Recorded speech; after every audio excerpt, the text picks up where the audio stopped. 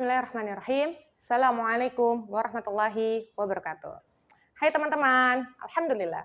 Berjumpa kembali dengan Miss Nurul. Bagaimana kabar sahurnya? Nah, semoga teman-teman tetap istiqomah ya, atau tetap konsisten dalam melakukan ibadah sahur. Karena di ibadah sahur ini memang memiliki keutamaan tersendiri, gitu ya teman-teman. Dan semoga juga Allah kuatkan teman-teman dalam berpuasa hari ini. Juga jangan lupa nih untuk teman-teman melakukan berdoa gitu ya, memperbanyak doa, memperbanyak zikir, juga memperbanyak amalan yang lainnya saat teman-teman berpuasa. Oke teman-teman, masih ingat tidak di video sebelumnya Miss membahas tentang apa? Ya, betul. Miss masih membahas tentang Sayyidah Khadijah. Nah, masih ingat tidak di pembahasan sebelumnya? Di video sebelumnya itu kan Miss sudah memperkenalkan ya tentang silsilah atau garis keturunannya Sayyidah Khadijah sampai beliau menikah dengan Rasulullah. Nah, teman-teman yang dirahmati oleh Allah, Sayyidah Khadijah ini tadi ya beliau itu merupakan sosok istri Rasulullah, juga sosok istri Rasulullah yang pintar gitu ya, juga sangat kaya raya. Nah, dengan kekayaan yang dimiliki oleh Sayyidah Khadijah ini gitu ya, beliau dapat membantu Rasulullah dalam apa? Dalam menyebarkan dakwah Islam. Nah, beliau juga merupakan sosok perempuan pertama loh gitu ya. Sosok perempuan pertama yang masuk Islam gitu ya. Dan juga sosok perempuan pertama yang mempercayai kenabiannya Rasulullah. Masya Allah gitu ya. Nah, beliau juga memiliki peran yang sangat penting gitu ya dalam mendukung perjuangan Rasulullah dalam dakwah Islam. Nah, di saat yang lain mendustakan Rasulullah, sedangkan Sayyidah Khadijah ini tidak gitu ya. Justru beliaulah yang mendukung perjuangan itu. Sebagaimana hadis yang diriwayatkan oleh Ahmad gitu ya, bahwasannya Khadijah ini adalah sosok yang beriman kepadaku ketika orang-orang memang mengingkariku, kata Rasul gitu ya. Dan beliau juga membenarkan ajaranku ketika orang-orang mendustakan Rasulullah.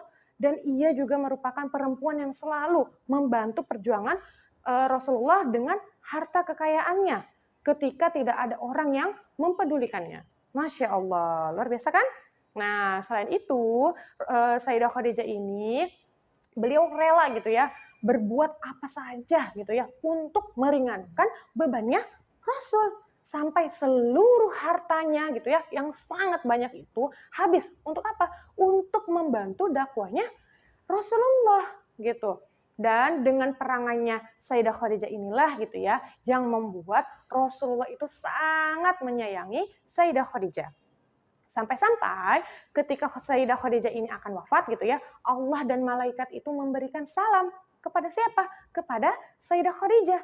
Karena apa? Karena perjuangan yang dilakukan oleh beliau itu memanglah perjuangan yang sangat luar biasa.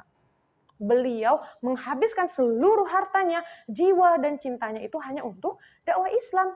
Juga menjadi penenang Rasulullah saat Rasulullah itu dilanda ketakutan.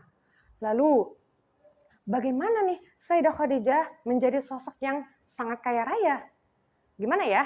Nah, jadi Sayyidah Khadijah ini memanglah sosok yang kaya raya. Salah satunya karena memang beliau ini mendapatkan harta warisan dari siapa? Dari ayahnya. Nah, karena ayahnya Sayyidah Khadijah ini adalah seorang saudagar gitu ya, saudagar yang sangat kaya juga gitu ya. Kemudian Sayyidah Khadijah ini yang melanjutkan bisnis ayahnya.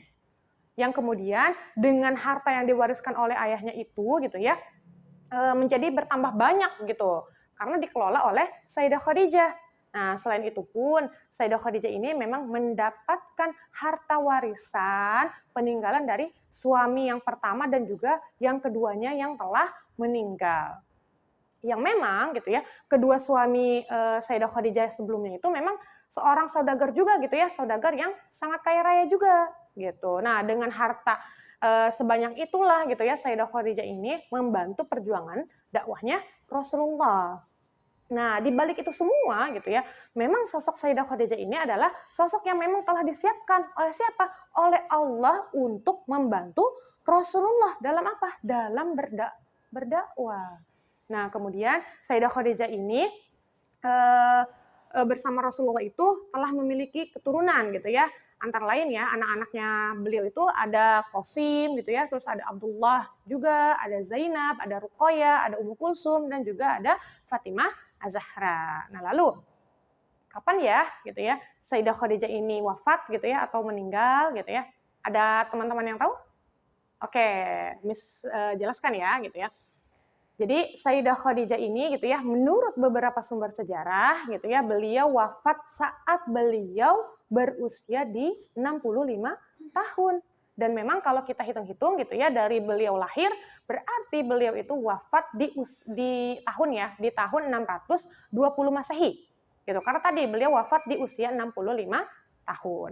Dan beberapa sumber juga yang mengatakan gitu ya bahwa beliau ini wafat gitu ya setelah selesainya pemboikotan umat Islam gitu ya di Mekah. Nah, pemboikotan itu kan dilakukan oleh orang-orang Quraisy terhadap siapa? Terhadap umat Islam yang bertujuan untuk apa? Untuk kaum muslim itu meninggalkan Rasulullah. Nah, tapi yang terjadi bagaimana? Justru yang terjadi itu adalah sebaliknya. Justru kaum muslim itu gitu ya malah semakin gitu ya, semakin kokoh, semakin kuat dan semakin teguh dalam keimanan mereka kepada Allah dan Rasulullah.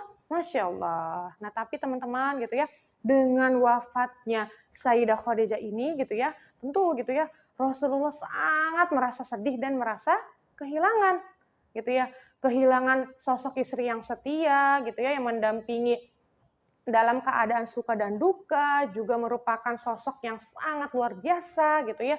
Juga Sayyidah Khadijah ini sosok yang mampu mencetak generasi yang berkualitas seperti siapa? Seperti Fatimah Az-Zahra. Nah, juga sosok yang sangat aktif nih Sayyidah Khadijah ini gitu ya, dalam apa? Dalam menyebarkan dakwah Islam ke siapa? Ke tengah-tengah umat manusia. Nah, jadi itulah kesedihan yang luar biasa gitu ya bagi Rasulullah. Nah, lalu Sayyidah Khadijah ini dimakamkan di mana ya? Gitu ya. Jadi Sayyidah Khadijah ini gitu ya dimakamkan di pemakaman Ma'la.